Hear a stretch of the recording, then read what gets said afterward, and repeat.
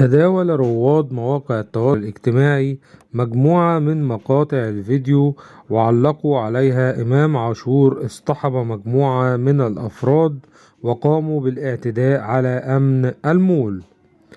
بينما قال مصدر من النادي الأهلي ما حدث هو أن زوجة اللاعب وقعت في أزمة وبدورها تواصلت مع إمام عاشور لحل الأمر. وانتشرت فيديوهات مسربة من محلات المول والتي ظهرت بها إمام عاشور وهو يتشاجر مع أفراد الأمن قبل أن يغادر المول ليجري اتصالات هاتفية، وبعدها جاء وبصحبته عدد كبير من الأفراد وتشتعل المشادة من جديد بالأيدي.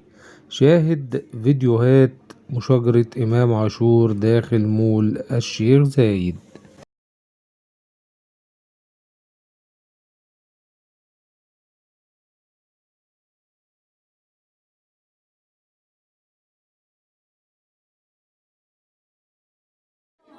سيبوني بس يا عبد الله يا عم والله العظيم انا كنت قدامك كنا جبنا حق مش العافيه ماشي يا عم هي دي الاخلاق بس بالعافيه انت بقول لك في ايه يا عم نفس انت هي حاجه اول بيها يا حد يجيب ميه